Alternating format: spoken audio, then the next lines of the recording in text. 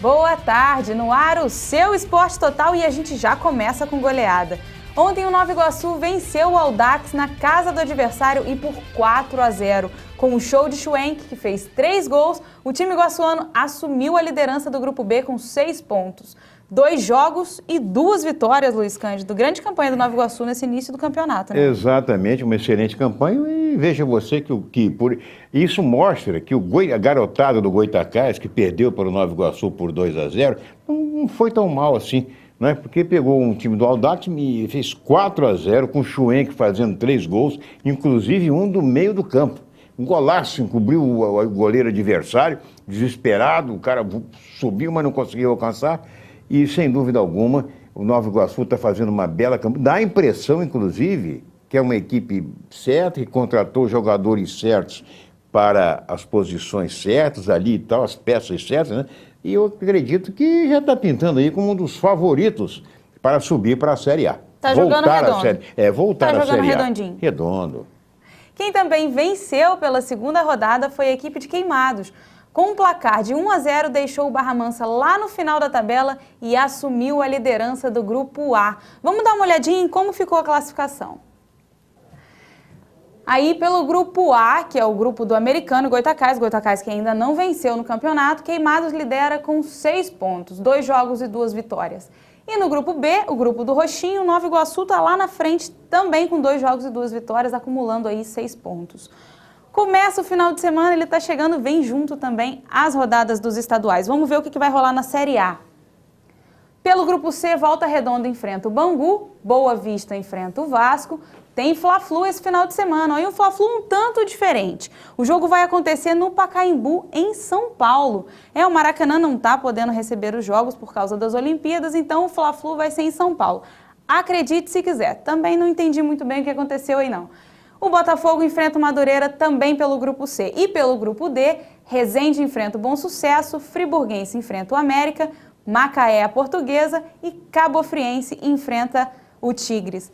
Tem jogo nesse final de semana, viu? E pela Série B, Olaria e Americano se enfrentam na Rua Bariri amanhã às 3 da tarde. Já o Campos recebe o Arte Sul aqui no Ângelo de Carvalho, também às 3 da tarde. Quem está aqui com a gente para falar sobre o jogo do Roxinho e as expectativas para esse campeonato da Série B é o Wesley Machado, ele que é jornalista, inclusive escreveu um livro contando a história do Roxinho, não é isso? Isso, Amanda, tudo bem? Tudo bem? Luiz Cândido, telespectadores da Terceira Via. Eu escrevi esse livro em 2012, no ano do centenário. Esse livro, infelizmente, está esgotado. Mas algumas pessoas já estão procurando, então a gente está pensando na possibilidade de lançar uma nova edição. Principalmente nesse ano que o Roxinho está aí, né, Luiz? Cheio de expectativa. Com certeza. É interessante que o Wesley escreveu esse livro, Saudosas Pelejas, né? Era o termo que se usava muito antigamente, né, no campeonato campista, campeonato fluminense de profissionais.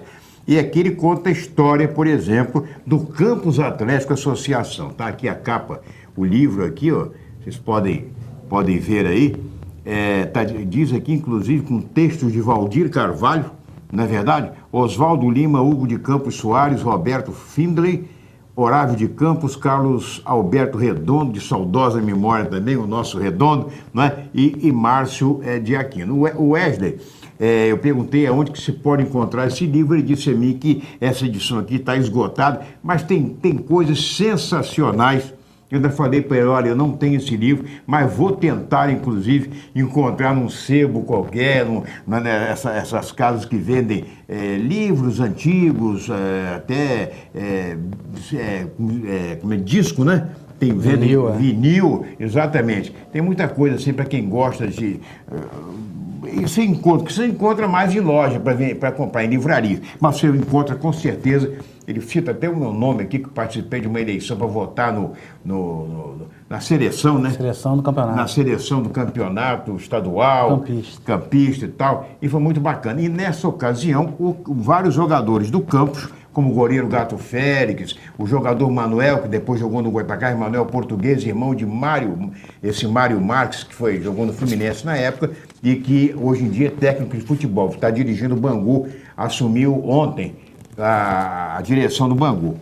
Tá aqui, campeão campista de profissionais 20 anos depois.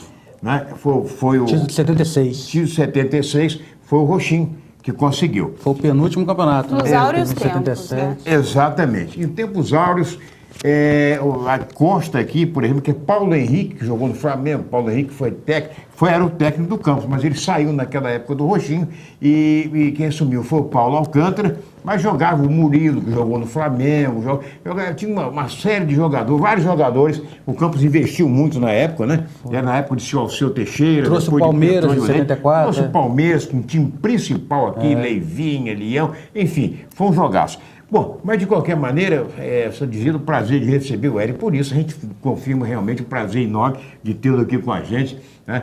Porque realmente eu acho interessantíssimo se contar a história do esporte de um modo geral, seja futebol, do remo. Eu tenho livros do professor Elvio Santa Fé que conta a história do esporte de campo, muito bacana mesmo. Isso para as novas gerações, só mesmo através de livros. É um resgate à memória. Exatamente. Do por esporte. exemplo, nos anos 1980, você consegue ainda no YouTube, tem muita coisa que você consegue, de futebol, de jogos daqui, olha só. Isso não tem preço, rapaz. Tá vendo? Time de Campos que disputou amistoso contra o Palmeiras em 1974. O Rochinho que revelou muitos nomes no futebol. Muita coisa, pelo amor de Deus. O mais conhecido deles é o Elvio, chamado Elvio Piteira, que jogou no Santos, na seleção brasileira, jogou no Fluminense. Ele jogou na década de 40, que foi uma década perdida, porque não teve Copa, né, por causa da Guerra Mundial. Então, assim como aconteceu com o Heleno de Freitas, vários outros craques que não disputaram a Copa do Mundo. O Hélio jogou no Santos, a seleção brasileira, foi revelado pelo Campos. Em na década de 1970 também revelou Taduchi, que foi ponta esquerda do Fluminense, titular no Rio de Janeiro, entendeu? Um excelente jogador, entendeu? E jogou no Fluminense o próprio Zé Neto, que foi revelado lá no Campos. Bahia, né? No Bahia, foi jogar no Bahia.